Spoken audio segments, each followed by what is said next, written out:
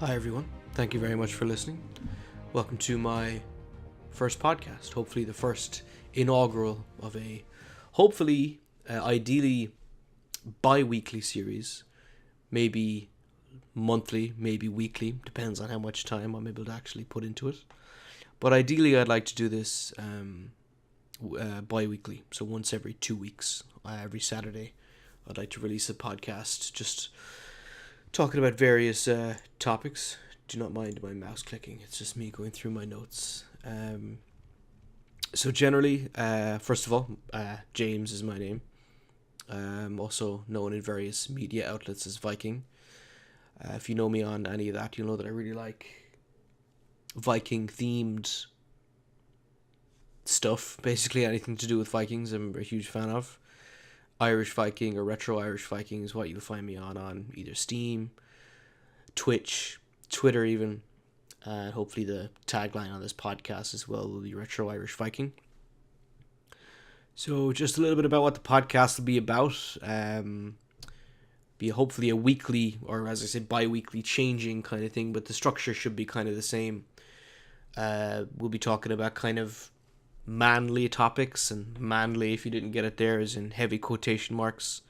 More on that in a moment. A little bit of self-care in the aftermath of potentially anxiety-inducing times in your life, with a little bit of context as well from how I kind of understand and learn this kind of stuff. Some political stuff. And by political stuff I don't mean I'll be bashing all the current politicians, but just a little bit of exploration into different kinds of politics with some hypotheticals and stuff like that, and finally just some, who knows, some off-topic shenanigans that might divulge into some more bits and bobs. So I suppose just a little bit about myself. 25 years old, from the southeast of Ireland, a city called Waterford. Debatably a city, debatably a town. We like to say it's a city, but other people don't. I've had a couple of different minor career changes. I worked as a barman slash waiter, worked as a call center employee, and I'm kind of still doing that. In terms of my qualifications, just to provide a little bit of background on anything, I'm not speaking with any great authority on any of these matters. I'm more speaking as an educated amateur, I suppose you could say, because I'm not going to try and talk about something that I don't know about, but I also don't want to bore people with stuff that I know a lot about.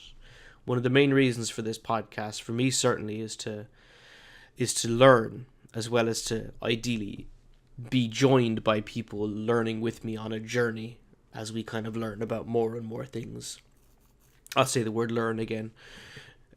So ideally it's a journey for all of us, whoever chooses to listen, to kind of progress and go further along. Different kinds of topics that we'll explore, which should be a great, hopefully a great journey. I'm not sure if the audio quality is going to be perfect, but there's definitely a lot of room sound. I can actually just hear it myself in the room. So apologies if there's a bit of a background noise. I haven't perfected the formula yet. So I've got a degree in music, specializing in, I suppose you could say, music technology. So ideally you'd expect this podcast to sound amazing if a guy studied for years to figure out how to do it properly, but we'll see how we go with the limited equipment and space that I have. I minored in composition, so ideally I'd like to compose some music to go along in the background behind this podcast, but we'll see what we have as well. And my main history topic was ancient Edo era, Edo era Japan and the music in therein. So stuff like kabuki theater and stuff like that would be my main focus. Love that stuff. Gives me a good indication of like the path of study that's referred to as ethnomusicology. So it's the different study of music and ethnicities, ethnomusicology.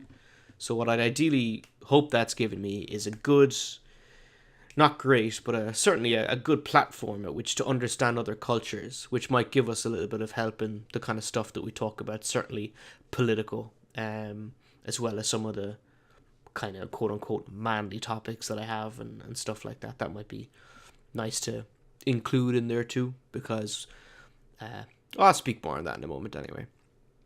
So, That's me. I'm from a very loving family of 5. How many of us are there? There's 6 of us. My 2 parents, myself, and my 3 sisters. My 3 sisters are quite young.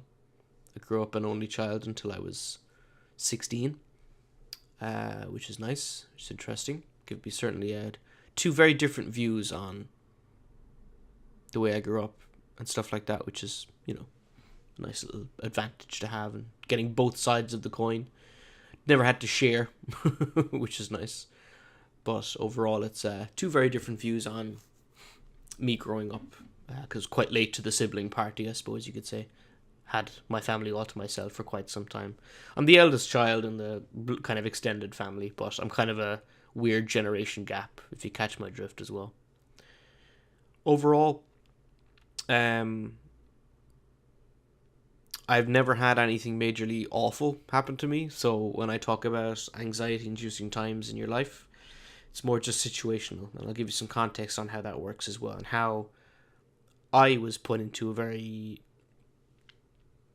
anxious time in my life, and often describing it as depressing time in my life, and hopefully give the idea behind that is I can give people ways to help themselves out of it, because I don't want to be waxing and waning about the way I felt about the time and just have people feel sorry for me. That's not my goal. My goal is to help people who may be either experiencing this or listen to this and have some experience, at least kind of look for the warning signs. And again, I'm not going to tell you I'm an authority on the subject, and you'll find out why soon, because I did seek outside help.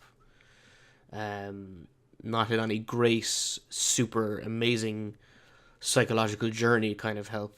It wasn't like Tony Soprano and his psychiatrist going over 6.5 to 7 seasons of issues that kept cropping up. It was a limited amount of assistance that I seeked or sought, which gave me the tools to bring myself back in line. I'm not 100% there at the moment. I'll give you some context on that as well, but we're certainly working my way there as well.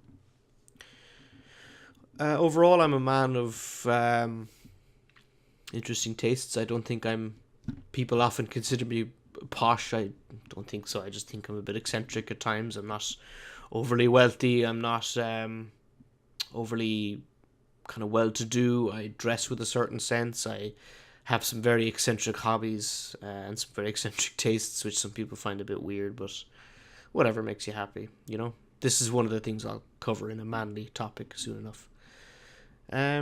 Big lover of video games, big lover of music, as you can tell. I have a bloody degree in it. Big lover of reading at the moment, big fan of reading. Writing is a lot of fun as well. Trying to experiment with other art forms. Again, this will be brought up in manly topics soon enough. But overall, it's quite it's fairly normal. I don't have a very specifically fantastic or interesting life. I don't travel a lot. I have a very loving and very patient girlfriend who is extremely patient with me at the moment. But again, a bit of context will give you some indication of why I'm telling you she's patient. But yeah, we'll crack on anyway and kind of see what's there. So, just a little bit about the podcast again in terms of what we want to talk about. A lot of my aesthetic on the podcast, I suppose you could say, is drawn from several different sources. My primary inspiration for starting a podcast is Blind Boy Boat Club from the Rubber Bandits. If you're not subscribed or listening to his podcast, I'd certainly listen to his before you listen to mine.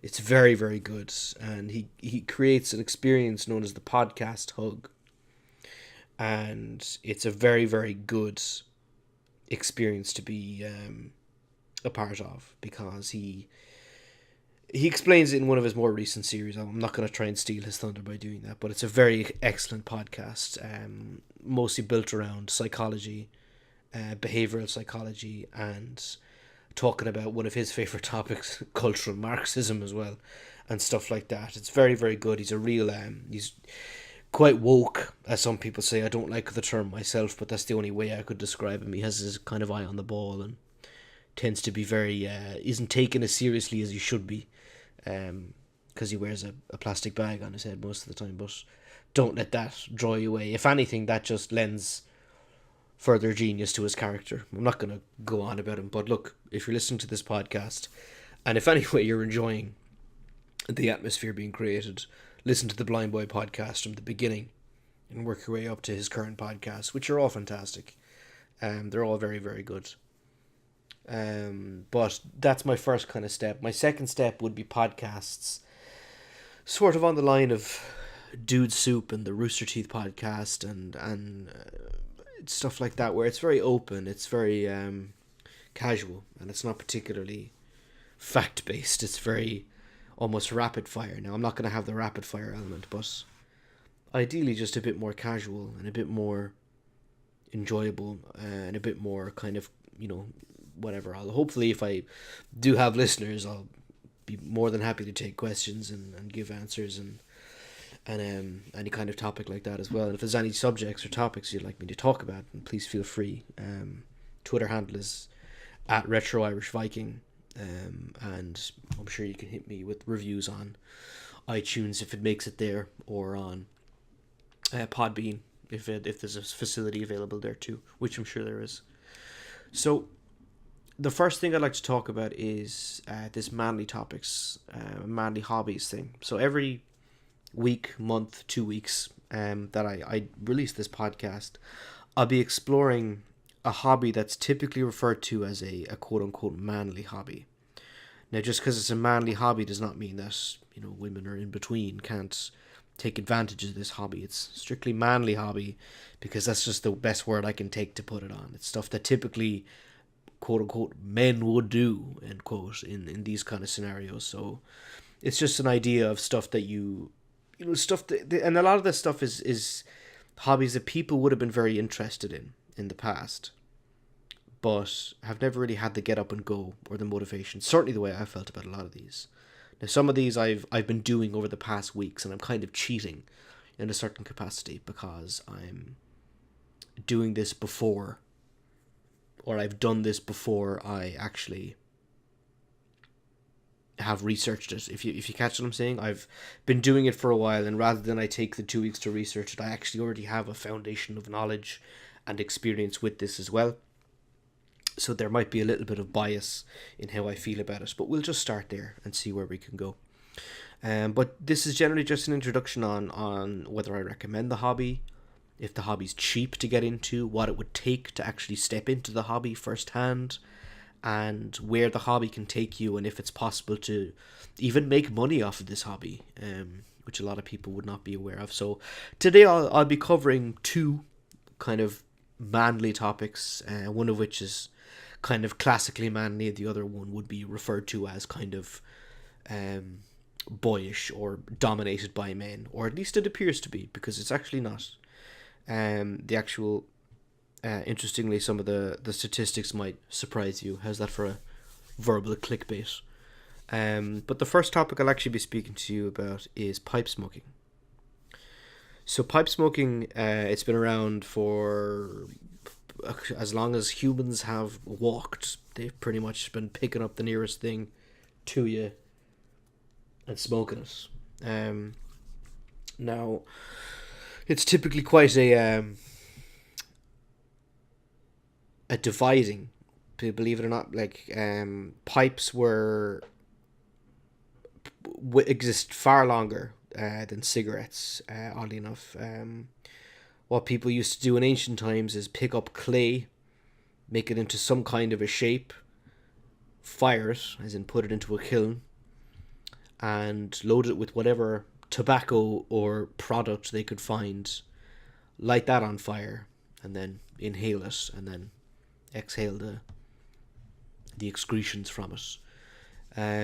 Even up as far as the kind of 1800s, it was kind of primarily dominated by pipes. There wasn't really cigarettes until kind of far after. Tobacco has always been some kind of, what may not have been strictly tobacco. In fact, people have been recorded smoking tea and various other, aromatic, flaked, dried substance, and hashish, of course, and marijuana and all of its various strains from the Far East and South America. That's always been smoked, and opium and etc. whatever. But pipe and tobacco in pipes is a relatively new, substantially or circumstantially relatively new hobby or pastime. So the entire idea is it's for me. I started doing this to try and satiate my need to smoke cigarettes, because I did, and I suppose I still do have the occasional cigarette, but I did certainly smoke quite an amount. I used to smoke. At a certain point, I was looking at a pack a day, perhaps a little bit less, but that'd be my general. I would be buying a pack of cigarettes every day for a certain amount of time. So from that point, I decided that enough was enough, and I ordered this pipe from Peterson's up in Dublin. It's a fairly renowned, I should say, haberdashery, I suppose you could describe it as, that, specifically deals with pipes and cigars and cigarettes and tobacco.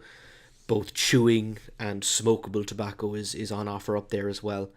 But in general, I took it up to try and satiate the need for smoking cigarettes, and it has done the deed, done the job. I still smoke the occasional cigarette if I'm out and about, or if I'm having a night out and I drank a few beverages. I may be inclined to smoke a cigarette, but generally I'm cutting down on my cigarette smoking at the moment, and pipe smoking is hopefully going to take over from there. In terms of health, it's a lot healthier. It's still not great because you are still inhaling tobacco. Now, you're not inhaling it into your lungs. You are drawing it into the throat and the nose. So there is still traces of it going around, but it's not reaching your lung. So your risk of lung cancer is greatly reduced. However, you have a high risk of esophageal cancer and nasal cancer and oral cancer and mouth cancer and etc. Let's not say cancer too much, because it can spook you and creep up on you and such. But overall, it's a generally healthier way of doing it, and it's a lot more socially acceptable as well in some circumstances. So, if I'm in someone's house and I say, "Can I go out for a cigarette?" It's a little bit weird. Like and nobody else smokes, for example. It's a little bit odd to say that to someone. But if you say, "Can I get up and smoke my pipe outside?" It's a little bit more dignified, and it's a little bit more refined. Again, some people might think you're a fucking lunatic, but you know what I mean. That's to each their own as well. So generally, the whole idea is it's almost a form of meditation, to do so. Smoking a cigarette is done out of a habit and out of a need for nicotine, and as a form of stress reliever. That's one of the reasons I took up smoking, was to relieve stress. And it's a lot cheaper than smoking. Maybe initially it's a bit of a buy, but after that it's fairly cheap, to be honest with you, to maintain a tobacco habit on a pipe. And it's a lot more, it smells a lot nicer, let's put it that way. Again, depending on the actual tobacco that you're smoking, I can recommend a few blends if you're interested too. But generally the whole idea behind it is it's more of a meditation. So you prepare the tobacco, and most tobacco is prepared, or what's known as ready rubbed, or dried, and ready to go. All you need to do is place it into the receptacle and crack on. But generally the form of smoking is supposed to be a meditation and a kind of a habit, and even pleasing to watch, and actually almost ASMR inducing to experience. Certainly to smell should be a lot nicer than smelling someone else's secondhand smoke. So the whole idea behind this, and I can take you through the proper way to load and light a pipe, is it's generally, like, I use a technique that I've kind of picked up from a few people. And yes, I did watch a YouTube video on how to do it, because I'm only 25 years old. I watched a YouTube video on various people learning how to smoke a pipe. and kind of what the best kind of methods to do so, because I found when I just plopped tobacco into the pipe and lit it, lo and behold, there was near an old flame or nothing coming out of it. I couldn't light the thing. I lit it and I tried to inhale, and it didn't work. So there is definitely a form of meditation and a form of definitely a proper way to do it, as opposed to a more of a kind of a heavy-handed manner of just slapping them together like it's an old rollie of amber leaf or something like that. Sure, you know yourself. But generally, I found it easier to just go by this 3-finger method. So the best way to describe it is you take a pinch. Obviously, pipe is clean, pipe is ready to go, pipe is empty and clean and set. You place in your tobacco into the mouth of the pipe, right down the end. First of all, before you do any of this, I suppose this should be in some order. You blow through the pipe to make sure there's no the pipe is clear, and to make sure there's no residue ash or any remaining flakes of tobacco in the actual pipe receptacle itself, because we don't want anything to come down the pipe. We want stuff to come, we only want smoke and expired flamed tobacco to come down the pipe, and not actual inflamed tobacco. So generally blow to make sure it's clear. Once you're happy it's clear, you'll hear that little hiss. I don't have my pipe on me at the moment, oddly enough, so I can't tell you what that sounds like, but you'll hear that little hiss of air as it comes at the end. You can then pop in your tobacco. Now, the general rule of thumb is you grab a pinch, so just between your thumb and forefinger, and just place it in, and using your pinky finger, this is where the 3-finger comes in, you'd lightly press it down. You don't mash it down, you lightly press it down, almost as if you're preparing some sort of delicious curd bun or dessert or something. You lightly press it down just to get tobacco in the bottom. What you then want to do is take another pinch and put it more in, and using your middle finger, press in a little bit harder, not firmly mashing it, but just enough to more strength than you could possibly kind of get with your pinky, just to give you an idea of the strength. And then finally, one more pinch, and you want to press in quite firmly. Again, not mashing, not really pressing in quite hard, but just enough to solidify. So what you want to do is have 3 separate layers of tobacco, almost like an inverse tree, or a balding man that's upside down. His hair on the top is quite thin, or the leaves up the top are quite thin, and then in the middle there's a little bit more, and then right at the top there's quite a thick amount of underbrush or of tobacco. The reason is if there's not enough oxygen underneath it will go out very quickly. All the oxygen on the top will just be consumed, and as the ash burns, or as the ash covers the top layer, and as the flaming tobacco goes down, the ash will prevent air from coming in at the top, and the compacted tobacco will stop it from lighting at the bottom. So you'll just have a dead layer of tobacco. What you'll need to do is empty it out and try and relight it, and you'll need to do that several times. Ideally, once you light a pipe, the most you'd ever have to light it should be twice, and I'll explain that now in a moment. So now that we've got our pipe packed and ready to go, what we'll need to do then is light the thing. So the simplest way to do so is with a match. Now, a match is far better, because if you use a lighter, you actually char the tobacco. And you don't want to char it, you just want it to lightly burn. When I say burn, I mean be lit alight and consumed, not char grilled like a fucking chicken breast on a George Foreman for 20 minutes. You don't want it to be black, you only want it to be lightly browned and ashed, so that you get the flavour and not of the tobacco, and not the flavour of the ash coming in. That's the whole reason. So once that's done, you simply pop in the match. While you're lighting it, you inhale. You get that familiar sound as you inhale and exhale kind of very quickly, and the flame will follow through the actual. You're kind of sucking the flame into the pipe to light the top layer of tobacco, and the match is good because you can hold it at almost finger length away, and not have to worry about trying to dip in the lighter. Because with the lighter, you kind of need to dip it in and really suck in the flame. But with the match, it's a lot easier to do so. You simply hold it over and it lights. And from there, this is actually that's the hard part out of the way, is lighting the thing. Now it's not just as easy as just puffing away on the bastard and hoping it's for the best. It's actually a different experience to smoking a cigarette or a cigar even. It's more like a cigar than a cigarette, but it's still different. So while it's in your mouth, you don't want it all the way in, you don't want it hanging off the side. You still want to be able to grip at least an inch from the end of it between your teeth. And while you have it gripped, the best thing to do is actually to breathe in through your nose. So in through your nose, out through your nose, in through your nose, out through your nose. And then every couple of maybe 3 to 4 to 5 of those inhale, exhale rotations, you want to breathe out through your mouth to release the smoke. And that's where the flavour is at that point. The flavour will build and it'll coat the entire inside of your mouth, all your taste buds as well as your tongue, your gums, your teeth. It'll find its way around.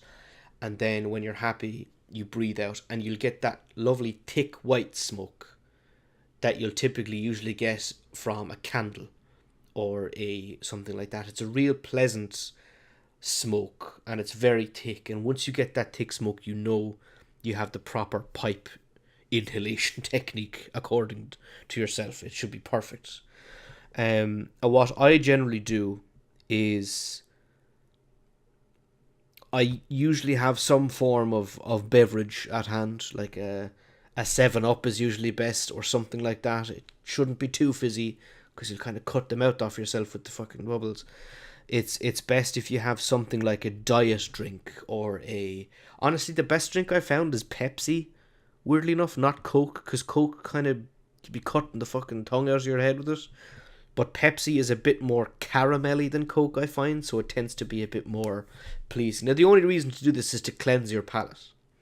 Because if you smoke the pipe, and only the pipe, and the entire pipe, you'll find your mouth will be very dry, and almost you can't taste anything. So the whole idea is to try and cleanse your mouth so that each pipe, each inhalation, each puff you take on the pipe is its own experience.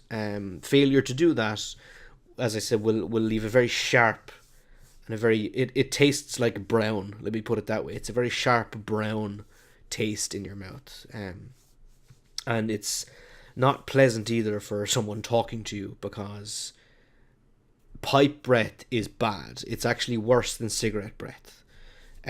Because you've got so much tobacco being smoked all at the one time. So look, we've got the pipe lit. We're having an old smoke of it. We're using it to point at people as we explain things in a very gentlemanly manner, and we're enjoying the taste of it and the flavour. And we're drinking as well to try and cleanse that palate, almost like a liquid sorbet in Pepsi form is being coaxed around the lips and the mouth to eviscerate any kind of remaining tobacco particles that may be inflicting unnecessary, overwhelming taste upon ourselves, and our olfactory senses are being treated by whatever blend of tobacco is being circled around. So, in terms of blending of tobacco, now this is strictly a personal preference. Now, I ordered 4 out of 5 of my tobaccos that I have smoked from Peterson's up in Dublin, the same place I got my pipe. I went for a very simple, very rustic pipe. It only cost me about 75 to 90 quid, I think. I can't remember how much. I think it was 90 for delivery. So it was 75 quid for this pipe. And it's a lovely little oaky, kind of a walnutty texture. It's almost red. And it's very pleasant. And it's nice and aesthetically pleasing. It looks well, shall we say.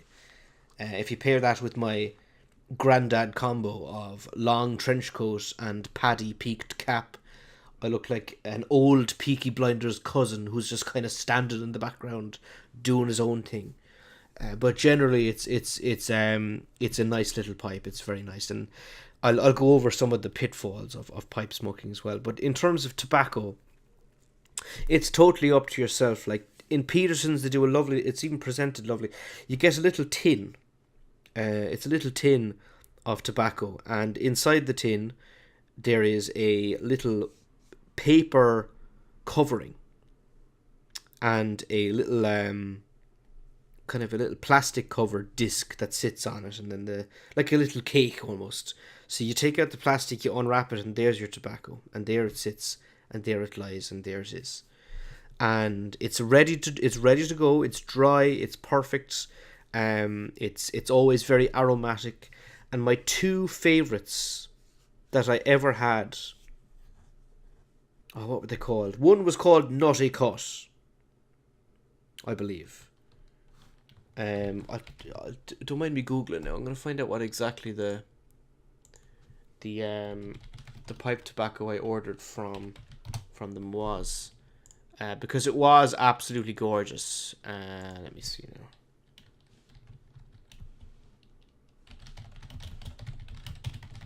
There we go. Perfect. Peterson's Tobacco. Yes, traditional pipe and tobacco manufacturer. And yes, there's a fucking can on the ground. And yes, they are absolutely fantastic. They have a lovely series of... do they still do tobacco? Because it looks like they are only doing pipes nowadays. Let's take a look. Accessories. Pipe bag. Interesting. They don't appear to sell tobacco anymore, which is interesting. Either that or you just can't. Order.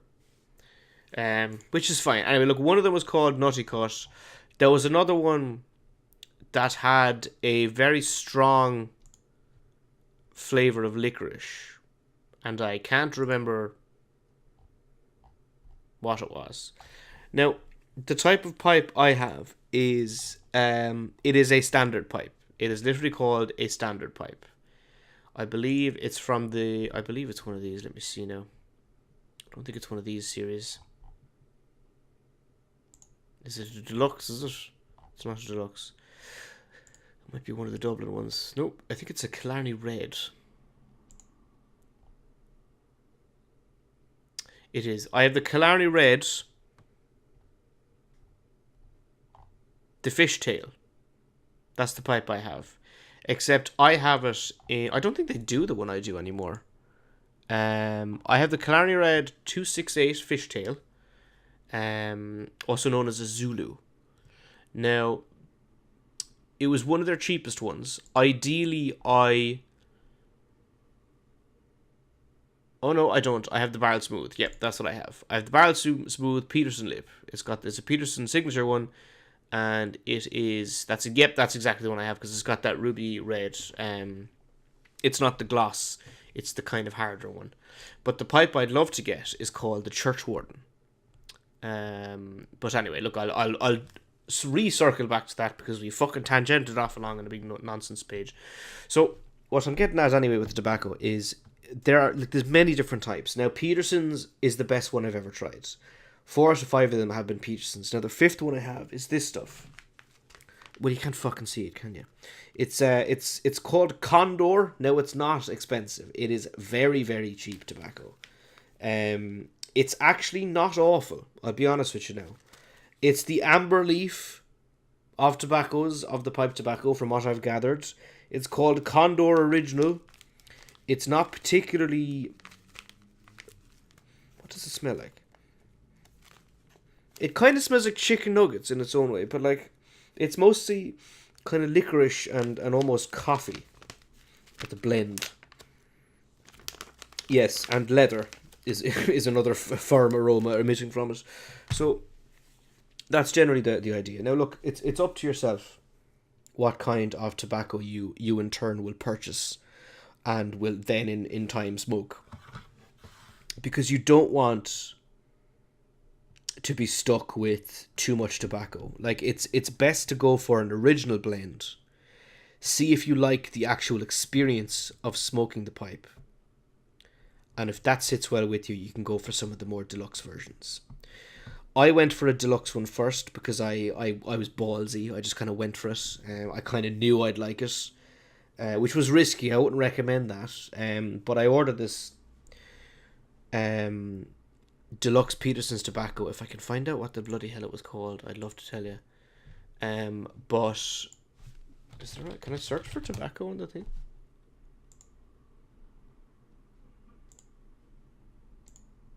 Take me to the store. Oh, wished.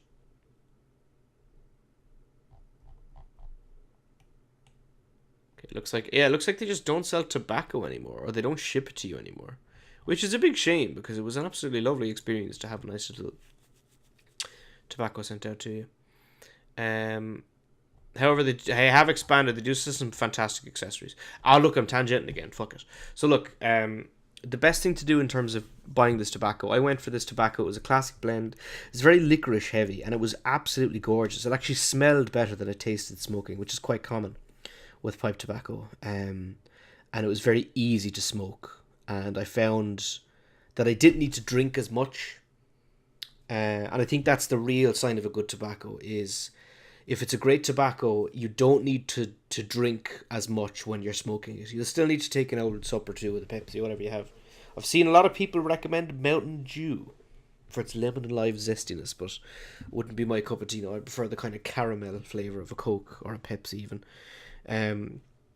But overall, the hobby of pipe smoking is something certainly to be looked at. And as I said, it's more of a manly thing to do. I don't think I've ever spotted a woman smoking a pipe, unless she's some sort of Russian peasant in the background of some sort of war film, in which case nobody has anything but fucking land and pipes.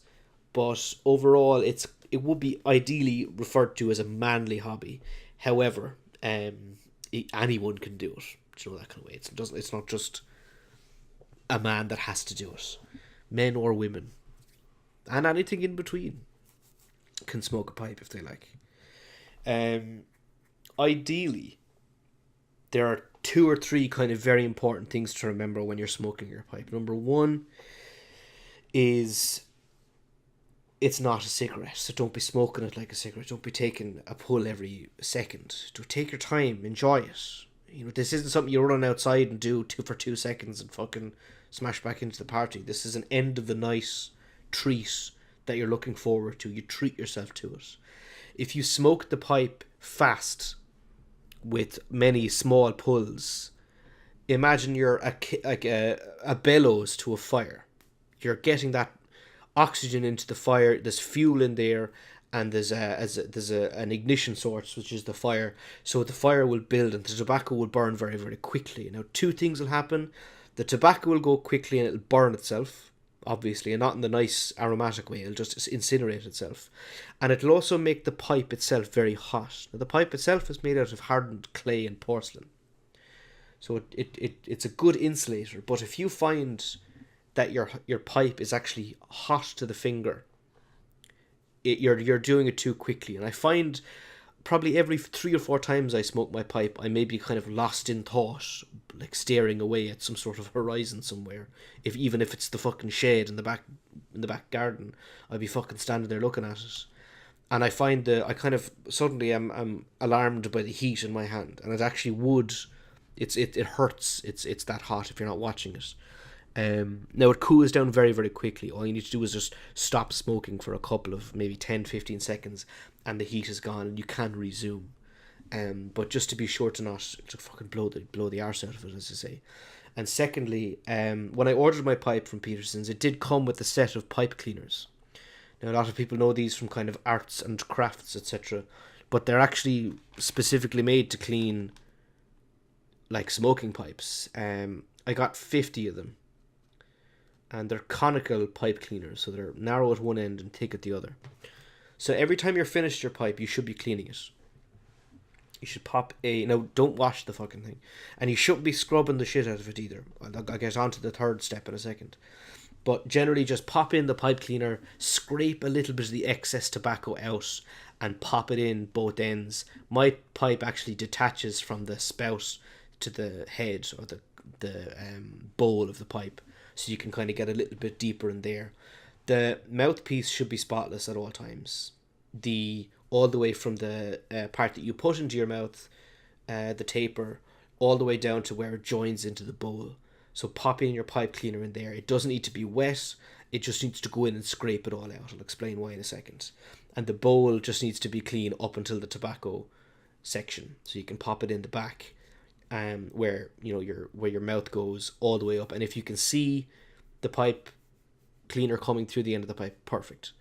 And you don't want to scrub the arse out of it, because you do want to develop a thing called tarring. Now, what tarring is like tea. If you drink enough tea in a mug, the mug will discolor, and you kind of want that. Ancient Chinese tea ceremonies involved pouring tea in and out of the fucking thing to develop more of a tarring on the cup, because it strengthens the flavour of tea. It gives it a more harsh flavour. That's not to say don't wash the fucking thing, but just, you don't need to wash it after every cup. You can kind of leave it sit there for a while, or at least clean. You don't have to put it into the dishwasher. Give it a rinse and it'll be grand. But overall, more tea is better. Same with the pipe. Tobacco would build up a caking and a tarring around the edge of the bowl, and you want that to develop because it enhances the flavour. Each different tobacco that you smoke will just develop a different flavour, and it'll almost always give you a nice smoky aftertaste. So you don't need to scrub the bastard. My pipe has actually developed quite an amount of caking, and it's really different. So even with the not so nice Condor that I smoke at the moment, because it's just all I have right now, well, not to say it's a bad tobacco, I just prefer Peterson's, let's put it that way. It's not that it's not nice, it's still pleasant. I just prefer my Peterson's. Even that stuff is pleasant to smoke with the caking and the tarring that's developed as well. So look, overall, getting into it, it's not that pricey. You could probably pick up cheap pipes here and there, but I would recommend a nice Peterson's pipe, because you get what you pay for. You get that nice brand. You get a lovely aesthetically pleasing item. There's a number of nice collections. They have a Sherlock Holmes collection. I'm not sure exactly the significance with them. They just seem to be a different shape. Like, some of them have that kind of nice curved kind of section. Some of them are straight. And then they've got lovely the series that I like is the church something, whatever it's called, the Church Wardens. If you've ever seen Lord of the Rings, they're like the pipes in that, very long, very nice, aesthetically pleasing ones. Like, you have to hold it as opposed to leaving it lodged in your mouth. It's a very, very, very nice pipe. And they come in different colours as well, so that's very nice. So overall, it's between kind of 50 for a standard kind of a pipe, and then you'd be looking at maybe a couple of hundred for some of these signature models. So it is totally up to yourself, kind of whether or not you want to actually buy it. Now it looks like they don't actually deliver anymore in Peterson's. It looks like you actually have to go there and buy the thing. But again, if you have a local haberdashery or pipe area, look, pop in there, see what they have on offer, and just try them out. Now, they might not let you put the fucking thing in your mouth, but just see if you like the feel of it, and if you like the look of it as well, because you'll be smoking and you'll be seen smoking it. And as always, I do need to just say, just not for any kind of legal reasons, but just to say, there is still a risk of cancer with smoking these. Smoking contains tobacco contains many different chemicals that do cause cancer. So look, smoke with discretion. Obviously, make sure anybody that you're smoking with is okay with you smoking. Don't really smoke around kids, that's kind of shit. But generally, like, don't be lighting up in the middle of fucking the house and the missus is there and the mother and she's fucking kill you. Do you know what I mean? Just be courteous at all times. Just because you have a nice fancy pipe doesn't just entitle you to fucking do what you like. Do you know what I mean? Don't just fanny around and start smoking around like some sort of mad bastard. Fucking be sound, like. Don't be a prick. Anyway, that's the end of it. So look, that'd be the best kind of introduction I could give you into pipe smoking. We're talking about different kinds of pipes, really, the best way to light and to smoke the thing. Hopefully you can do that in real time as you listen back if you like, and then you can kind of carry on then with with kind of maintaining the pipe as well. And as always, this can develop from a little bit of a hobby into a collection. So you'd find that most people who either smoke a single pipe as a habit may have many other pipes, and different kind of signature pipes and custom pipes and all this kind of carry on. So look, it's definitely something that can develop into a hobby, and it's also a hobby that you can use. So there's nobody I've ever seen that has a collection of pipes that doesn't smoke them. They each have their own signature kind of aesthetic as well as their own flavoring. It's like you smoke different lengths of a cigarette, you smoke different types of filters, people roll them tightly. It all has the same kind of different impact that a pipe does. So that's pipe smoking as a whole. I think we've gone on enough about that. How long are we talking about that pipe smoke? A good 45 minutes, so that's grand. So let's take a step back here now as well and kind of have a look at another hobby. Now this would be very quick because I'm only new to this myself. But another manly hobby that you might have seen people get into would be streaming. Now for those unfamiliar or aged among you, streaming relates to performing some sort of activity, either videoing it or recording it audibly, and allowing the internet to see it. So putting it up on Facebook, Twitter, Instagram Live, or the most popular of all, Twitch. And even YouTube is beginning a streaming service as well. So the most popular thing to stream, shall we say, is video games. Now the way that generally works is you sit there playing video games and people watch you and will comment on what you're doing. Now, I've been streaming for a bit over 2 years to no real success. I was an affiliate within 6 months, which is one of the fastest non-professional streaming you can get. But that's just because I kept at it and I made a habit out of it. But look, I'll give you a very brief overview of what you might need to get streaming and to actually stay streaming. Because it's very easy to start streaming. It's not easy to stay streaming and to carry on. Because you need a certain amount of dedication. Like there's other hobbies that you can kind of dip into and dip out of. Archery, for example. You don't need to be going every week, like. Cycling. It's good for the body, but you don't need to be going every fucking day, like. It might be raining, you just don't go. Do you know what I mean? That kind of carry on. Shooting. You don't need to be fucking up the country every fucking 2 minutes to go shooting, like. Streaming, however, if you want to maintain any degree of success, and if you want to enjoy it, you need to do it often. Because 90% of the time, if you're streaming and someone's watching, that's what the hobby's about. If you're streaming and no one's watching, you're just playing video games. And there's no sense in stressing and over exerting your RAM and experiencing frame drop. So there's a couple of different steps. Now, one is to decide your platform. Now, look, I'd recommend Twitch because, well, I would and I wouldn't. I would because it's the easiest to get into. It's free to kind of get started on. All you need is a games console or a PC, preferably a PC because generally they are more versatile. You do need the simplest way to do it is to go on to Xbox Live and to stream directly to your Twitch account via Xbox. That's how I started. And you can actually communicate with your viewers with a headset. Either the Xbox headset or even a Kinect will do. Now, the camera on the Kinect is doo-doo. It's trash. So don't bother with that. You can't really use another camera unless you have a whole heap of adapters. I've got a Logitech HD camera that I use for streaming on my side. That just won't work. It's just not compatible with the thing.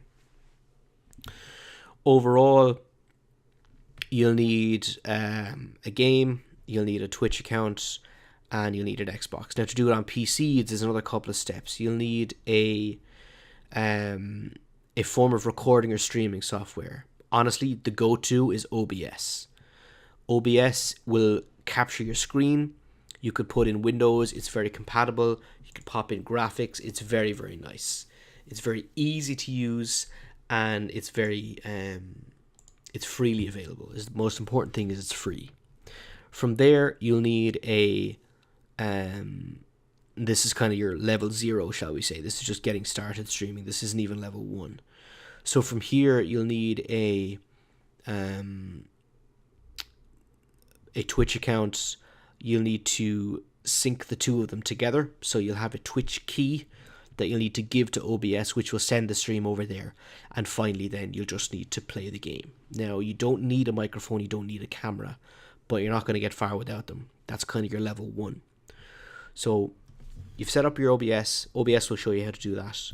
You've set up your Twitch accounts, and you've got your game ready to go, and you're streaming. Now, OBS will tax on your RAM and your CPU because it's processing something and it's sending something somewhere. So that's all going to be taxing. So you need a good network. You need a decent amount of RAM. Not a huge amount. 8 gigs of DDR3 will actually do you fine. But if you're running that alongside a game, you're going to need a little bit more. I have 8 gigabytes of DDR4. I don't have a particularly powerful PC, but it does the job for what I need it to do. And that's kind of the best way to describe that.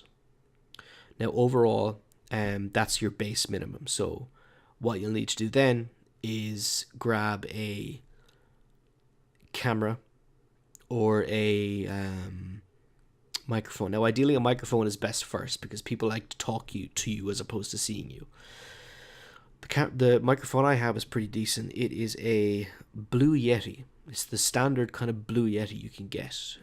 It's literally a blue desktop mic it's actually referred to as a podcast mic, so this is nice.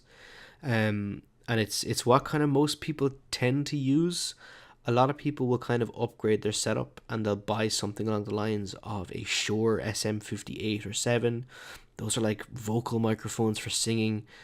They might buy something very outlandish and very large, and you don't need that kind of stuff. That stuff is far too much for what you're looking for.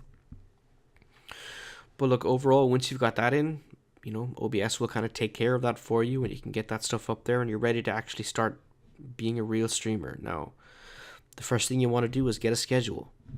Scheduling is not easy because not everybody has the same time every week, and if you're a full-time streamer, that's kind of your job. You dedicate 5 days a week to this thing and dedicate maybe 3 to 4 hours a day.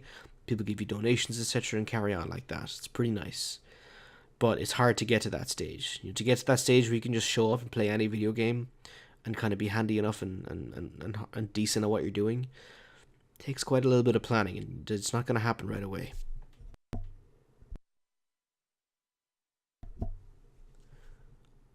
So overall, the idea is to get that baseline: camera, mic, OBS, game, PC. That's your kind of general overrun. Now level 2 would be kind of dedicating a streaming PC over there. So what this does is you play your PC that you want to, your gaming PC. You have your gaming PC, which is going to be pretty beefy. And then a lot of people, what they do for the sake of continuity is they just clone their gaming PC and have a streaming setup. Now, this is a very long end task. I'm not even going to go into this level, but this is just the kind of higher end of what you're looking at. But overall, before you get to that stage, you're going to want to actually try and create a routine and a hobby out of this. So there's 3 things you need to make this successful. One is a steady input of what you're doing. You'll only get out what you put into this scenario. So overall, you're going to want to have a steady schedule. So getting on every night, every second night, the same 3-4 nights a week, and playing maybe 2 or 3 hours. Take it from me, the same 2 or 3 hours every couple of days is far better than 6 to 8 hours on a Saturday or Sunday, because you will just not get that same amount of regular viewing. More people nowadays are tuning into Twitch as opposed to tuning into TV or tuning into YouTube. It's just easier to pop it on in the background while I'm doing my homework, or while I'm doing some work from home, or while I'm doing whatever. You can just cast that shit up, hop onto it, and there you go. Happy days. Perfect. Oop. Fucking knocked the absolute fucking bejesus out of my microphone there. From there as well, it's easy to kind of start just accruing your following. The second thing you need alongside a schedule is a personality to go alongside it.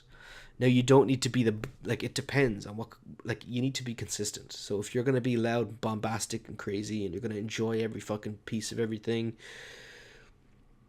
it's not going to be as great when you come in and have an off day and you're trying to force it, and people will kind of know when it's being forced. When I stream, I tend to just kind of play the game and talk. I generally tend to just talk for hours, like I'm doing now. 55 minutes in, it felt like I just started a minute ago. I tend to just bang on about everything. I tend to talk about what I'm doing. I tend to have conversations with people. My most successful streams are when I'm just speaking to whoever's listening to me. I'm actually full on waving my hands around me at the moment. I just like talking. So generally, bottom line is you want to have that consistent personality on yourself, not just on your stream, but on your off time as well. So if you are trying to stay consistent over the media, trying to stay consistent over social media, and in your chat, and if you're talking to people, you don't want to be loud and bombastic and then all of a sudden start talking to someone normally in chat. Or if someone comes into the room that you're streaming in, you don't want to just turn around and all of a sudden just talk to them normally. It breaks that character. So decide what kind of streamer you want to be, get your space together, and just start, honestly, just start talking to people normally as if they're your friends online. That's the best way to do it. You develop a rapport with them, which is the technical term. You develop that rapport and rapport, not rapport. You'll develop the rapport, and you'll eventually just get people who want to come listen to you. And when you have a couple hundred followers or a couple hundred viewers, that's when you can start taking things to the next level and starting to go kind of commercial with it. The biggest streamer in the world at the moment is Ninja. Ninja built his way up from a professional gamer and went over, and that's where people kind of go to. He's a regular dude. He's not overly bombastic. He's great for families. He's great for kids. He's kid friendly. Next, you'd be looking at someone like Shroud. Now, Shroud's not the most successful Twitch streamer. I don't mean that comparatively. I just mean he's not in the top 5. He's definitely up there. But Shroud has this character and Shroud has this ability. So if you're great at games, you don't have to rely on your social skills. You can just rely on the way you play the game and the way you talk, and those skills will grow with you. That's the way I'm working at the moment. I'm not particularly amazing at any one video game, but I'm way better at talking than I am at video games. I can just talk to people and it'll go from there. And that's what people come to my channel for, is to listen to me talk. You can find me streaming, by the way, on twitch.com/RetroIrishViking. Fucking shameless self-plug there. Ain't no goddamn videos on there because I ain't streamed in a month, and I probably won't be able to stream till February, so fuck it, who cares? But overall, the best thing to do in that case is just to carry on and see how you get on and keep moving up and down. Now, I don't go into it expecting to make a whole heap of money immediately, because it's just not going to happen. You need to develop a following, and that following needs to be with you for kind of a consistent basis, and Twitch will help you guide yourself along, boosting your outreach and how to achieve those goals. And if you achieve a certain number of goals, which is stream consistently over the course of X amount of days, have, I believe, 50 total views on your channel, which is nothing, and have 3 consistent viewers over the course of X amount of days, they'll offer you to get into the affiliate program. That's when you can actually start making money. Now, it's not something you can quit your job over. I became an affiliate and it made me the grand total of about €100 over the course of 6 months. Now, that was nice to have in a payout. 112 quid just slapped into my bank account, no problem. But it's different, and donations are few and far between as well. Donations do not pop up every couple of minutes unless you're a high-level streamer. And if you're a high-level streamer, you're going to be making that kind of money anyway. So it tends to kind of slowly ramp up, and the more you make, the more you make again. So look, that's a very basic insight to streaming. I'm not very successful at it, but it's what I've seen over the last couple of months and weeks is how to kind of be successful at it. And from what I've adopted, I've had relative success on that as well. Now, I've since stopped streaming just because I hadn't had the time, and I'll get more into that in a moment. But overall, I stopped streaming simply from lack of time and resources, and I can see it's gone downhill. Now, it's a great hobby to have because you're engaging people, you're developing your personality, you're learning how to talk, you're doing stuff like that to try and learn off of yourself and have that kind of sociable personality as well. So it is a very valuable thing to have.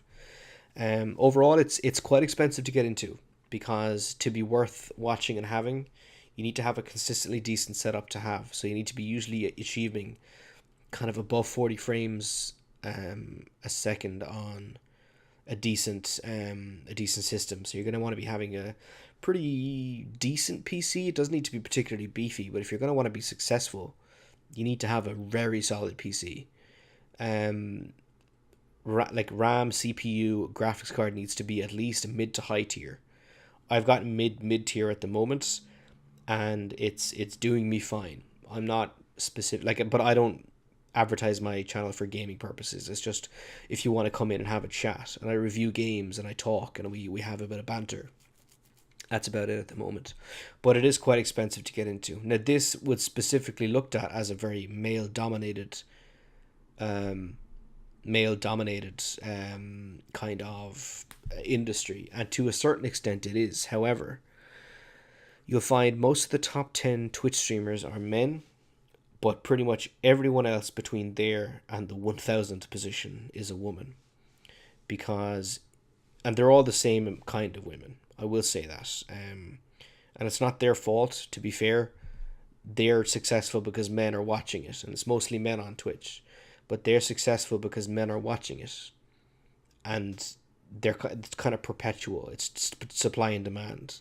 If men want to watch women with big breasts and not much clothing either prance around, be in the gym, or play video games, then those women who do that are going to be more successful. But the top tier is always reserved for, Ninja and his cohort of people who are great at the game and can attract a huge audience, both men and women. And that's where you see that. Example, Amaranth, a figure of controversy over the last kind of couple of years for different reasons. She is, for me, the epitome of a streamer who is got a single core audience, and that's men. I'm sure there are women who watch her, but 90% of the audience who watch her are men. You can see it in the comments and in the Twitch chat as they go past. Now, look, I'm not saying there's anything bad about Amaranth. I'm not saying there's anything particularly bad about her, but it's that kind of culture that people feed off of. People get angry at that kind of stuff. We're kind of verging into the political thing now, so we'll carry on. Um, what you'll find is people tend to latch on to that kind of hatred and that kind of hate speak.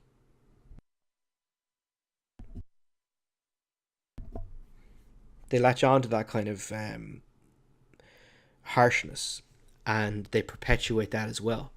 So with Amaranth, her community is more toxic than her videos are.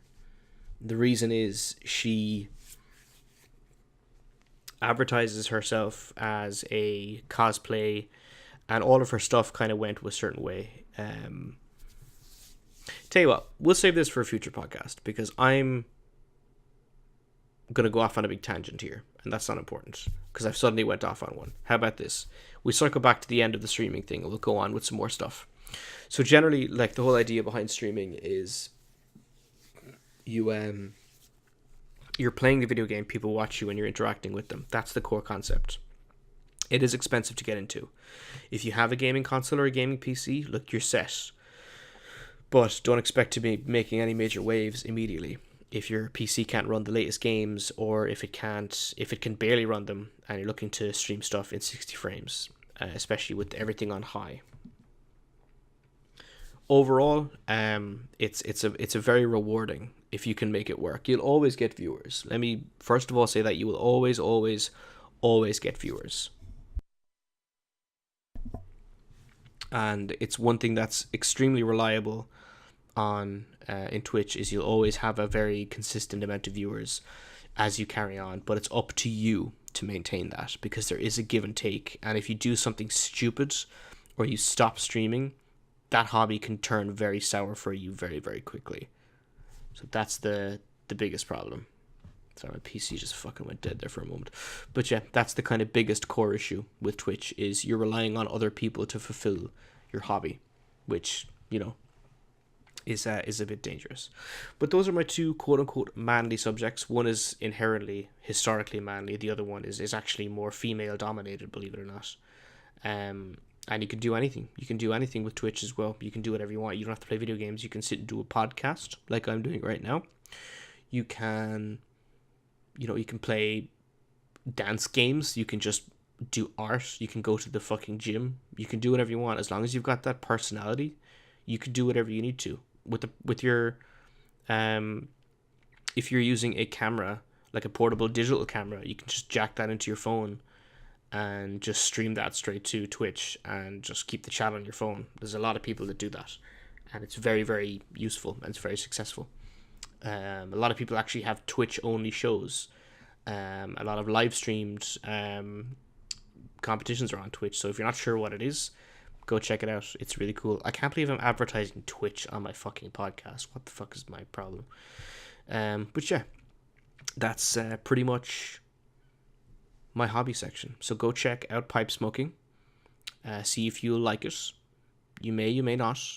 If you do, excellent. Best of luck to you. I wish you all the best. Let me know how you get on. If you don't, well, apologies. Hopefully my next, either next week or the week after's manly hobby will be mead brewing.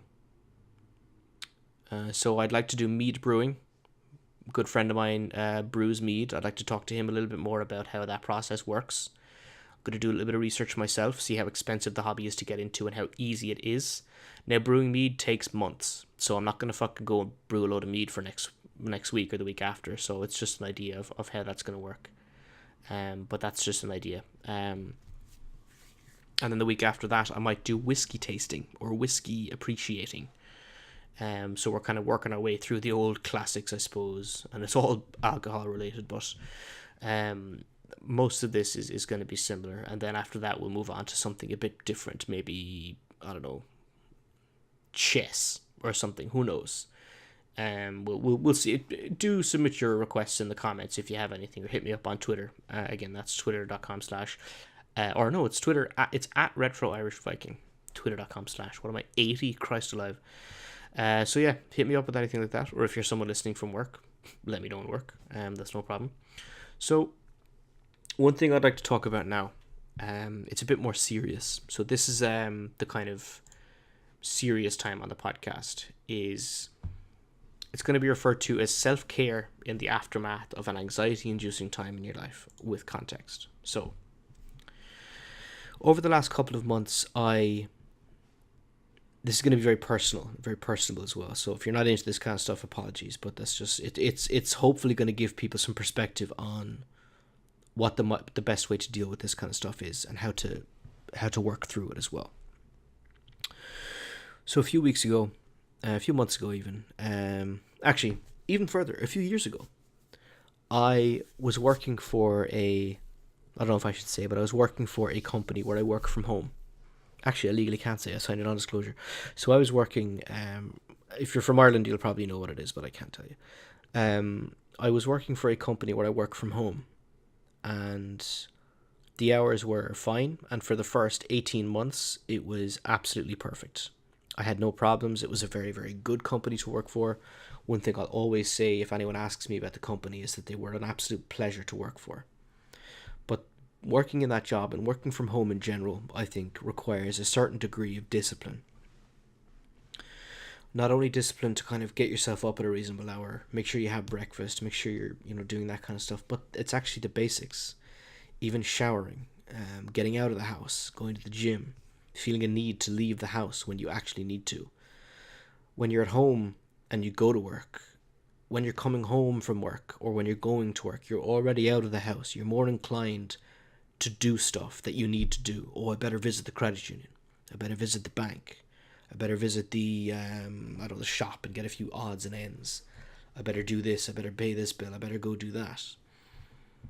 And then your free time is much more valuable. So you don't squander that free time. You use that free time a lot more. Whereas when I found I was working from home, because I physically had to leave my house to accomplish certain tasks, I felt that I just developed an inherent and chronic laziness. And with that laziness came, like, one of the most egregious sins of all time, came a serious form of sloth. And I did not feel like leaving the house. I did not feel like going anywhere. Now, this is about 12 months in. So for the first year, I was good. I had put on a little bit of weight, and I said nothing about it. I was kind of consistently trying to eat better, but I was in a very sedimentary position. I wasn't moving anywhere. I was waking up, I was sitting down at work in the chair that I'm sitting in now, and I was finishing work and I was going back to bed. Or I was staying up half the night playing fucking video games on my PC. And that would be kind of where my life would go from that point. I was making a lot of money, none of which I was saving. I was squandering a lot of money. Money that could have been used to get me out of the financial bundle I'm in now. Get me back to college to do a career that I actually want to do now that I'm old enough to make a decision on that. Could be used to go on, save money and actually do better with that money that I had instead of squandering it on nonsense and takeaway and like hobbies that I barely interested in. PCs and parts and subscription services to Humble Bundle and to Loot Box and nonsense like that. I found myself just continuously squandering and feeling like I was stuck in this sedimentary position. From there,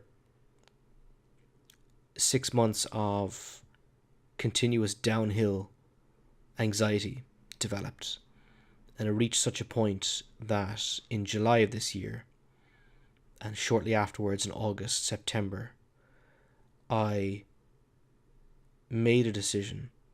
I set aside a specific day, that I would leave the house. I would go to the Rice Bridge in Waterford and I would throw myself off. Pause for dramatic effect. Now, I'm comfortable enough now that I know where my mistake was, and I know that that wouldn't have solved anything. That wouldn't have quenched my sorrow. It would have passed it to other people, which is the ultimate selfish move. But I was not in a healthy mindset to understand what I was doing. I was severely depressed and suffering from an innate cabin fever. And it led me into a deep spiral that I wasn't really ready for. Now, even looking back, I think it's incredibly stupid that I was depressed because I was inside all day. But that was 18 months of consistent grinding, and you don't realize, because if you see the same thing every day changing gradually, you don't notice it changing. But when you look a year, 2 years apart, it's night and day. The house I was living in was a complete mess. The housemate that I had at the time was sick of it. He wasn't helping either in that case. We were dragging each other down and so on. I reached a point where I stopped going to work. I called in sick to work for 3 consistent weeks. And when I got paid at the end of it, I got paid sweet Fanny Adams and didn't have enough to pay rent. Was a month behind in rent, and that kind of slowly escalated. And from there, I've had to move out of my house, back into my house with my parents, until February, which is when I'm moving into a new accommodation, which I've since gotten fixed.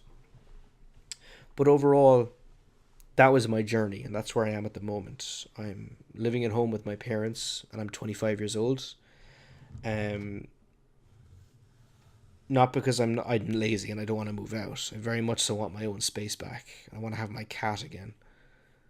But it's because I made mistakes in my life that I need to look at and understand, and I need to learn from them.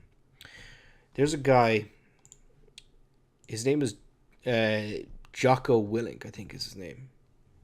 He's got a really good podcast, and there's a thing he did. It's a motivational thing that someone edited for him. I think it's his editor, actually, where it's just called Good, where he makes, like, he was an American special forces operator, I believe, and he has this mentality that if something bad happens, then you should say good, because it's given you adversity that you can conquer. It's given you reflection. It's given you a new angle you can attack from. definitely watch that video. It's like 2.5 minutes of motivational fucking platinum. Let me put it that way. It's not even gold. It's fucking platinum bullshit that you could fucking wreck your shit out. It's fucking amazing. But overall, it's a great mentality to have, and even looking at that now was a better mentality to have. But if you find yourself in a situation like that, it's so important to recognize that there's a problem. And that was my issue. Was I was going on for so long and I didn't even realize there was an issue, and I didn't even realize that planning to kill myself was a bad move. It just seemed like the only option I had at the time. And I didn't even think about the effects that it would have on my family and my sisters and my girlfriend and my friends and anybody else. I just thought of myself in that case. That's one of the positive things to saying that suicide is selfish. To an extent it is, but the problem is nobody's in that right. Nobody's going to say, hey, I better not kill myself. What will everyone else think? You're not even occupied with that. You just want things to end. You think that's the right course. You're mentally ill. And that's the idea, is you're not right. So just saying it's cowardly is not enough. Other people need to be able to recognize this. Now, it was also compounded by the fact that I had no one to recognize this with me. When I was with my missus, I was trying to kind of make everything not pleasant for her, but I wasn't going to try and bring her down with my problems. I wasn't going to try and do that. Now, she's since told me that that was fucking stupid and that I should have told her that I was thinking about fucking killing myself. But I didn't want her troubled by that. That was me being unselfish, but leading to a selfish decision. The ends weren't justifying the means. So from there, you can see where the spiral went. I had no one to look out for me that wasn't aware of what was happening. I had no one to kind of balance my emotional checkbook for me. My girlfriend was the only thing that really kept me going in that case, and she's an amazing person, and I really appreciate it for her. She'll never hear this, but I really appreciate her for helping me out with that, and that's what you need, is someone, you need a rock. So overall, what I'm getting at here, apart from waxing lyrical about how amazing my girlfriend is, because I don't want to be fucking that dude, but the best thing to do in that case is to try and recognize what's happening. If you find yourself spiraling, if you find yourself having these thoughts, get the fuck out, because that is where it starts. I joked one day with myself, as millennials and Gen Z tend to do, about fucking killing myself. And then part of me was like, hey, actually, why wouldn't you kill yourself? That's a fucking sweet idea. That's a fucking colossally excellent idea. Hey, guess what? It's not. That little voice in your head is anxiety, and it's your inner consciousness telling you to start considering these. And whether you're actually considering them or not, you are, because your voice is giving you that idea. You're inceptioning yourself. You're incepting that idea into your own head because you're so miserable. And people are so proud and afraid to admit that they are miserable, that they don't know where to go from it.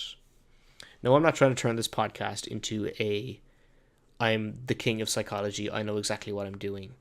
I don't know much about psychology. I've read a few books, I know a little bit about Freud, and I know from my own experiences with cognitive behavioral therapy what it can do for you. But I'm not an authority on psychology, so don't take any of what I say as gospel.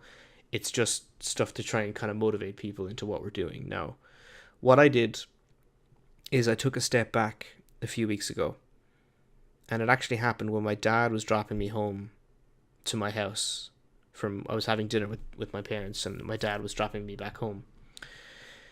And I don't know what brought it up, but I just started crying in the car with my father, and I let slip everything to him. And that was the moment where I had to step back and realize that I had a problem. And from doing that, from stepping back and noticing that there is a problem, I know it sounds cliche, but the first step to having a problem, or to solving a problem, is admitting that you have one. Otherwise, you don't know that there's a problem to solve. I eventually just took a step back and said, right, this is what's happening. This is fair. I need to take a step backwards before I can start taking a step around my problem and taking a step forward to leave my problem behind. So in that case, what I did is I reached out to my employer at the time, who had an employee assistance plan, and they put me in contact with the cognitive behavioral therapy program. Now, all this does, and if you want to read more about this, listen to Blind Boy Book Club's Introduction to Psychology series of podcasts. There's 3 of them kind of spread out over 4 or 5 podcasts, and they're very, very good. But what this did was it gave me the tools to recognize when my mind was giving me these kind of bad signals. It was giving me the tools to deal with emotions that I was not aware I was feeling. And that's something that a lot of young Irish people don't actually have, is a high level of emotional intelligence to actually try and deal with the various issues that they may be having. They don't know that they're unhappy. They don't know that they're sad. They don't know that they're undergoing all these kind of various issues. They don't know that they're undergoing these harsh emotional effects. So they carry on, and before long they're in the same position I was. Now, I never say I was severely depressed. I'll never say I was clinically unhappy. I just was miserable, and I reached a point where I thought, this is over. And now when I think about that, I have those tools from cognitive behavioral therapy to actually deal with the problems that I'm having and to try and solve that. So long story short, the whole idea is self-care in the aftermath of an anxiety-inducing time in your life. The first step to this is actually trying to step around these problems. Get used to what's happening to you. Recognize that you're having an issue.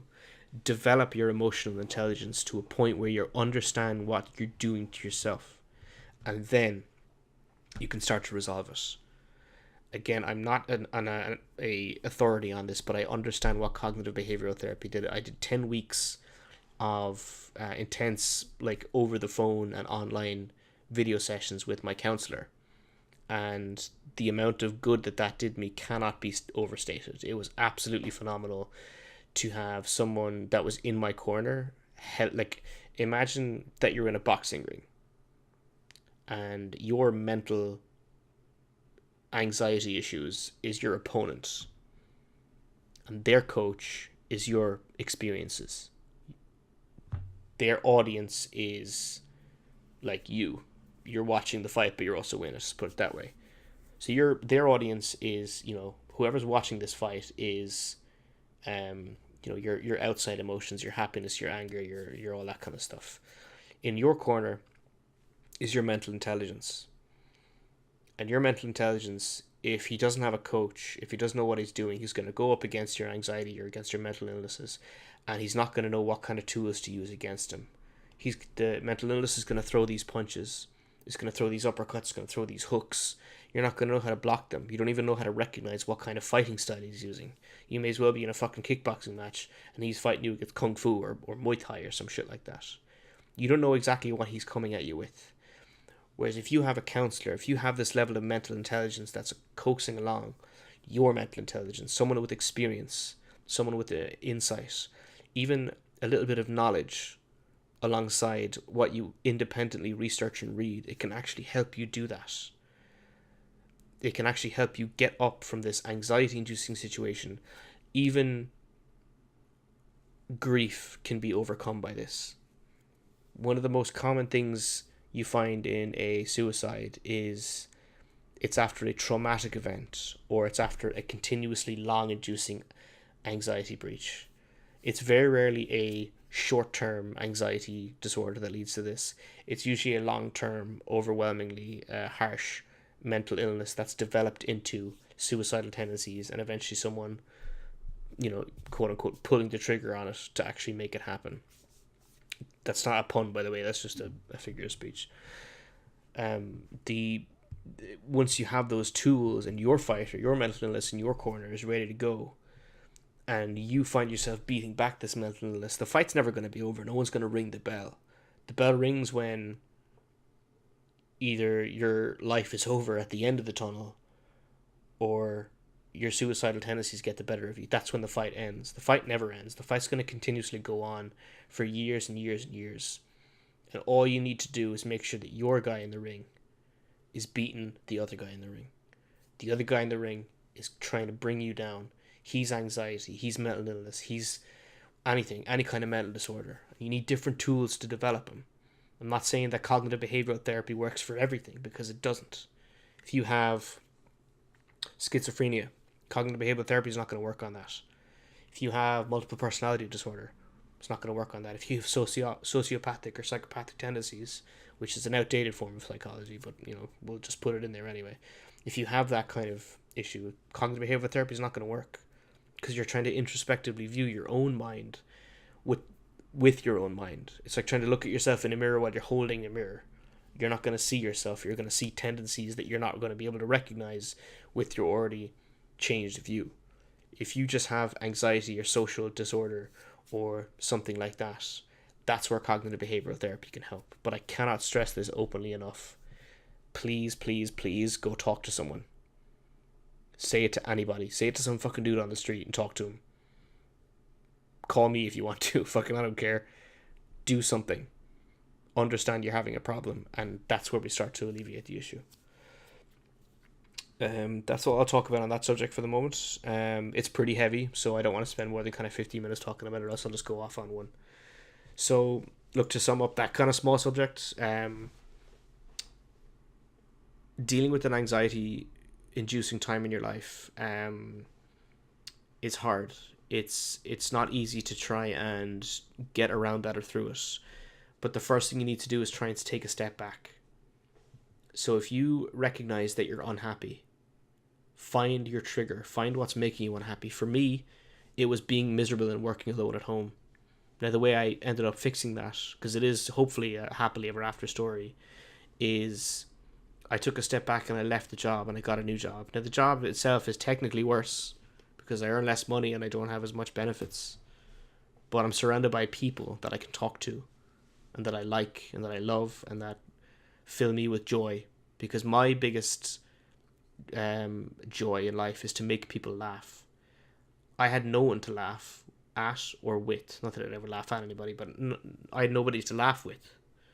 So I could never laugh, and I could never enjoy that kind of time I had alone. But now that I'm in a company with a bunch of amazing, great people that I love making laugh, and that love making me laugh, and that we can hang out, we can have beers together, and we can just talk about anything.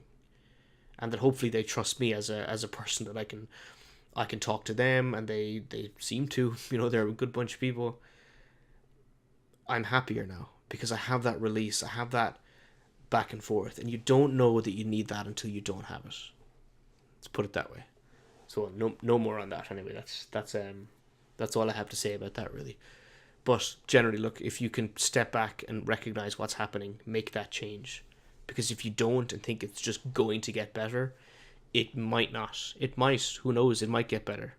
But you need to take a look and see what's happening and understand what's going on. And the first thing to do is to recognize there's a problem and seek help. That's the best way I can describe that. Keeping it internally bottled up is what happened in the 1800s. And what happened in the fucking 1950s. And people were locked in insane asylums and electrocuted, and they had their brains lopped off in lobotomies. And that's not what we want. We want people to be openly free about what they're talking about and be able to actually talk about what they feel. And that's the bottom line. Because Stone Cold said so. Fucking 90s joke, Attitude Era. Fucking fight me on it. Okay, that's enough of that, I think. Ooh, that was heavy. That was fucking heavy as fuck. Jesus, Mary and Joseph. Regardless of this, let's crack on with the next topic if we can. I'll fix my mic very quick, slowly. So, the final topic I'm going to talk and kind of learn myself about is different areas of political, different styles of politics, essentially, different styles of political societies that we can kind of learn to kind of go into. So the first one I'm going to talk about is something we are all kind of familiar with, but not everyone understands correctly. There are many different versions of this kind of political landscape, but what I'm going to try and do is discuss the true version of it, what it actually means, and how it can benefit and how it can also detract. So this is the first topic we're going to talk about is old Uncle Communism. Very good. So next week I might look into fascism and kind of how it does and doesn't work. and we can kind of move from there. So there'll be a couple of hypothetical situations in this as well, and it'll be a kind of a true conversation about what kind of communism is as well, and stuff like that. So on with it. So communism itself is actually based on it's not what everyone thinks it is. So communism itself is socialism with a inherent resolution. So the whole idea behind communism, you've heard it in the memes, is seizing the means of production, and seizing them with any kind of great act or revolution or violence of some kind is generally the kind of mentality that they take. But overall, it's socialism, which is where we're going to kind of begin. The communist part of it is more of an etymological etymology ish kind of take on the word community or commune. But we'll kind of move from there. So overall, the entire idea is not what everyone thinks it is. So generally, people think communism. The first argument is, why should a doctor make the same as the postman? That's always the go-to argument for non-communist kind of communist detractors, people who don't like communism. A very valid point.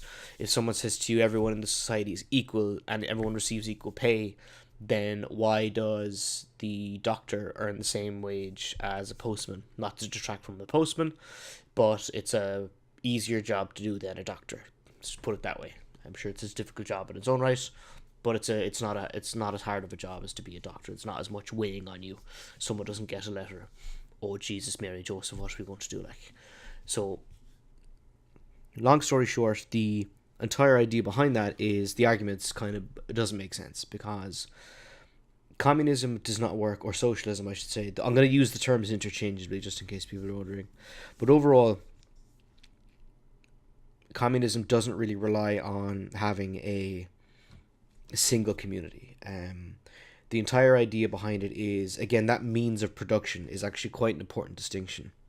So the means of production, certainly at the time in the 1880s, 1890s, certainly up to the kind of even up to the kind of late 1990s, there was a means of production in a society. So where the divide happens is back in old Russian and German and Eastern European farming days, if a job needed to be done, I would own a piece of equipment as a farmer, and I would go to this guy's farm, and I would do and operate on his farm. I would plough his field with my plough, and he would give me money for that, and that'd be fine.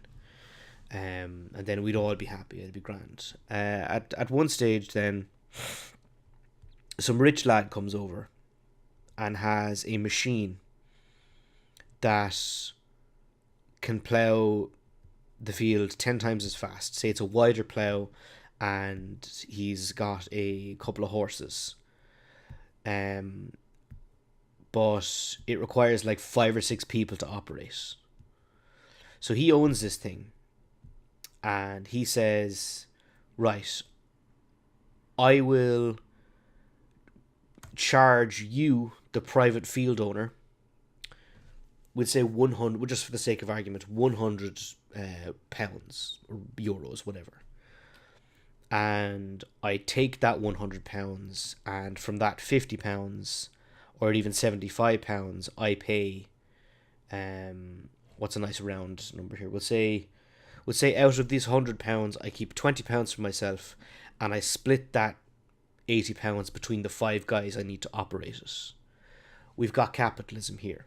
So now we've got an industry happening. We've got a guy with a piece of equipment who's saying that he will make money on this field, and the guy needs this field. He's going to make a lot of money off of this field, so he has no problem giving this guy 100 quid to plough the field for him. Now 100 quid is just an abstract figure. So now we've got this guy giving me 100 pounds. Let's say I'm the guy, so that I have 100 pounds in my pocket. I say to these guys, hey, I need you guys to plough this field for me. They go, okay. So the field gets ploughed. what's 80 divided by 5? Who fucking knows? I think it's 15 or some shit like that, maybe 13 or 16 or whatever. It is. It's 16. So now each of these guys gets 16 quid. So they show up to work. They don't have any overhead. They just get 16 quid to do this, and I make a profit on that. I make 20 quid. So I make more because I own it and I run that stuff and I have the ability to do that. So if I'm a good capitalist and if I'm a good businessman, what I'll do is I will invest money in another one of these machines so that I can expand, and then I might charge a little bit more because I've got an overhead business to run. So you've kind of got capitalism going here. Now I know I'm talking about communism, don't worry, I'm going to circle back. So the means of production now is farming. It's these machines. And the whole idea behind communism is the government can come and claim these machines. I just put my mic.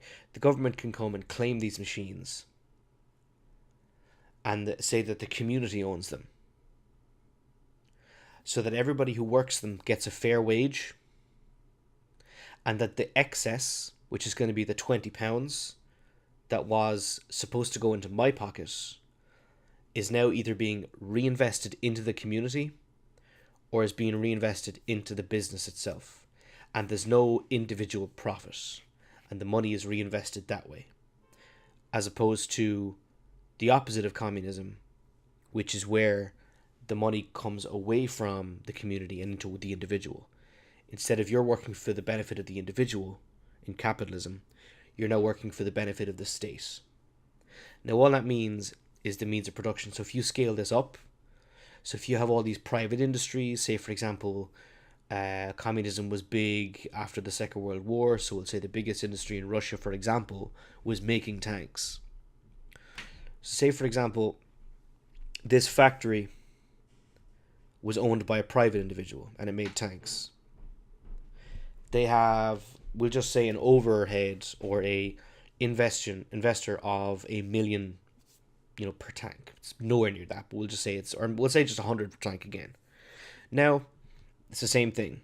They make that tank, they pay the guys for making the tank, and the money that they make from selling the tank, which is the initial kind of contract, or the money they make from selling that tank on, that goes into that guy's pocket, or it goes back into the business itself. So that's where the kind of divide tends to kind of ramp up. It either goes into the either goes back into the into the factory, or it goes back into my pocket and I take a share from it. Communism then, or socialism, will take that money from the profit and just put it back into the factory to increase it, or it will give it back into the community in an investment project. That doesn't necessarily mean that the people who work in it are all paid the same. There's still a different kind of a technique in there. There's still a capitalist style structure of, people having different positions, people having different promotions. But rather than the money going to a private individual, it gets invested back into the state. Now what this means is that everything's going to be cheap. Opportunities are going to be easier. However, there's not much of an income of private goods, because the entire idea behind communism is it takes away the class system, and everybody in the whole community is a working class man. It tries to get away from the bourgeoisie, the upper middle class. The middle class isn't a thing at this time. The middle class was something that was invented in the kind of 1930s. There was no middle class up until kind of the 19th to 20th century. So this happened then, and you find people were happier. But this is where the argument comes in: why does a doctor get the same wage as a postman? Well, here's the thing: he actually doesn't. The postman is working for one business, the doctor's working for another. The doctor doesn't necessarily need to work for the state. He's not in a part of a means of production. So even if he one of the core points of communism and the core points of socialism is you get fair job for fair work. So if you do difficult work, you will be paid more. Marxism, which is the kind of core concept of communism, where it kind of was built from, the entire idea behind that is you're not just working and then being fed and going off from there. A lot of people have this strange idea, because of the way communism went, of people just queuing up outside the bread store and being given bread. It doesn't work like that. There is still a transaction going in place. It still has the illusion of having a capitalist society. There is still shops. You can still buy things. You can still buy items, bread, food, different kinds of foods, products, clothes. That stuff is all still purchasable. However, the profits from that don't go to the individual. They go to the state. And rather than investing that into an individual, it's invested either back into the store to expand the store, which is unlikely, or it's invested back into the community, with community projects such as, roads, hospitals, healthcare, stuff like that. So that's kind of where it kind of goes. That's where the golden idea is. Now, the negative of that is you can never run your own business, really. That's the kind of negative thing. That was the kind of whole idea behind the American dream and kind of the anti-communism stuff in particularly the 1950s and all the way up through Reagan and Nixon. Even even now, you've got people who would like to run their own business and would like to be able to be their own boss and don't want to have to put up with a substandard means of living just to benefit everybody. It's more of the individual, and they want to be empowered to be able to do that kind of stuff, and they don't want to have to rely on the state to look after them. They want to be able to make sure they have a better quality life from their own blood, sweat, and tears, which is a lofty and perfectly fine idea in its own right. That's where communism and socialism kind of falls down, is you don't have that freedom, you don't have that ability to craft your own, as the Americans refer to it, manifest destiny. Again, I'm borrowing from Blind Boy's rhetoric here, but that's the general kind of idea, is you don't have that kind of idea to move from there. The only thing you have is you get up, you work, and you come home, and that's kind of it.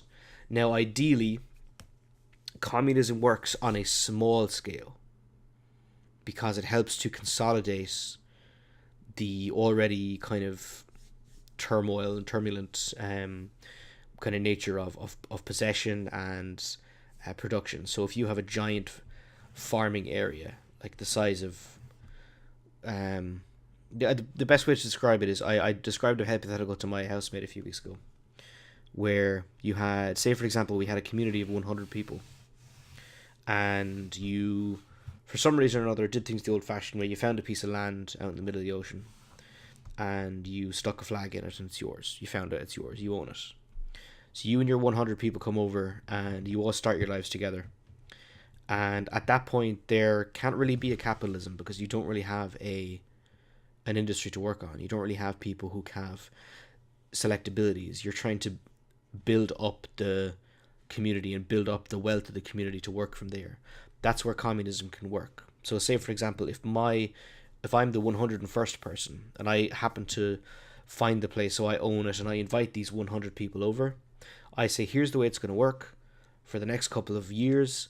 Any work you put in, just hand it over to me, and we'll say they trust me, and we'll say I'm not up to anything nefarious, I have no corruption in me, I want the place to succeed because it's mine. I say, right, look, we'll every time you work, every profit that you make, pass it back up to me. I will then invest that into the community. So if you guys want schools, guess what, we'll build schools. If you guys want roads, guess what, we'll use that money that you've made to build roads. We'll all save up and we'll build it. And slowly but surely, everybody's making a little bit of money kind of here and there, and any money that they have excess, or any profits that any company makes, is passed over to me to better the society. From that point where the society is wealthy and built up enough that we actually have outside factors like trade and commerce and independent kind of thinking, I suppose, and educated people at different levels of class, we can start introducing more representations of different kinds of government. Because to a certain extent, communism has a very low floor, but an incredibly low to medium ceiling. Whereas capitalism is the opposite. Capitalism has a medium floor and a very, very high ceiling for profitability, which is one of the reasons that Russia in the Soviet Union was never really perceived as true capitalism. It was actually, or true fascism. What we'd actually see is what's called state capitalism, something you may have heard before. What that generally means is that the state will profit instead of investing and reinvesting that money into the infrastructure. It will just profit and turn the money into its own projects, and that's state capitalism as opposed to true Marxism. That's why a lot of people say communism doesn't work, because it relies on human kind of, I won't say human decency, but it relies on a certain amount of humanity to return that money back into the community, to kind of do that as well. So that'd be the best example of what I can find of a true communist society, is one that has just technically doesn't exist. China is actually the closest we have, but even then they have private industries and people making kind of private money that is heavily taxed by the government, but it's still private industries. There's still a lot of private companies in China.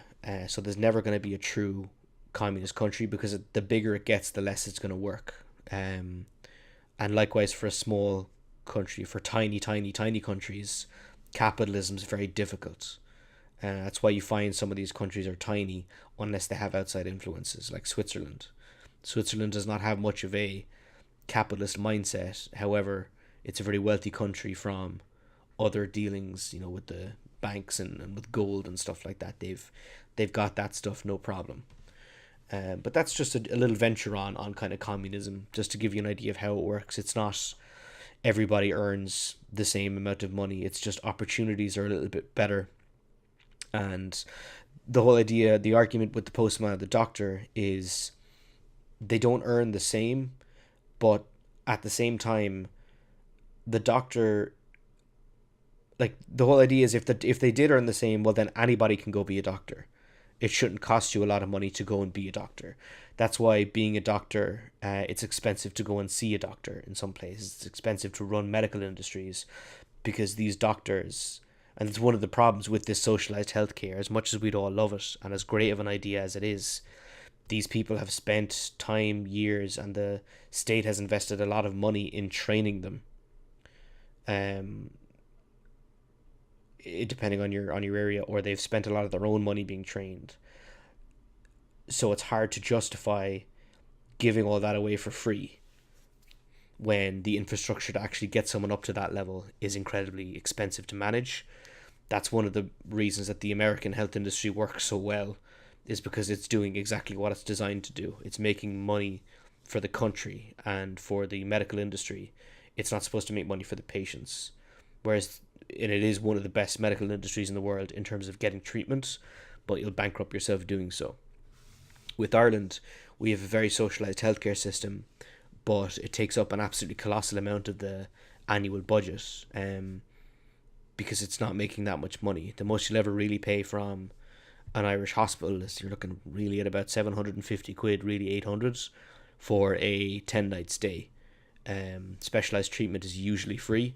There may be some kind of additional testing and additional kind of stuff that you may need to pay for, but you wouldn't be looking at more than 1,000 for a major problem.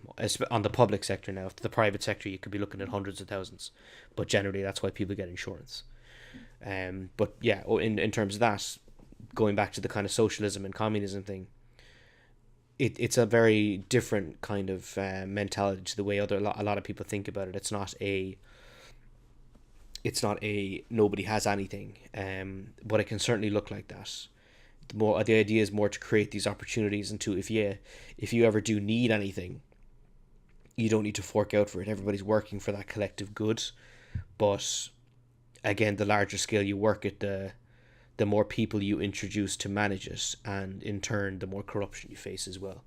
Russia was the first country to properly put it into effect, and the amount of corruption at the time is laughable. If you look at the movie A Death of Stalin, which is a comedy movie, but it does show the kind of realism and the kind of weird nature that kind of communism kind of had at the time. But it's a good indication of it. And it also, communism is something that people should be wary of. It's not like if you're a fucking poor student and edgy teen, of course you're going to talk about communism because you don't have any money anyway. And the whole amazing idea behind growing up with nothing, if you're like a teenager, you don't have a job, you're looking at the best thing. Communism on paper looks like it's a great idea. You know, everybody gets everything, everybody gets whatever they want. You just need to go to your work and you get food, and that's it. Unfortunately, when you actually make your way into the real world, like myself, I used to think communism was a great idea, or socialism. But again, no, and we'll hopefully learn this over the coming weeks as we kind of hopefully record more podcasts and stuff. You'll learn that communism and no social and political form is perfect. They're all equally bad in their own ways. Some happen to be just less awful than others. Like in the quote of Winston Churchill, I believe, democracy is a horrendous and heavy-handed approach to managing, but it's the best that we've got. So it's just a general analysis of that. So look, we'll look more into so that's communism. To give you a rough indication of what communism is and how it can work, and some of the pitfalls of it as well.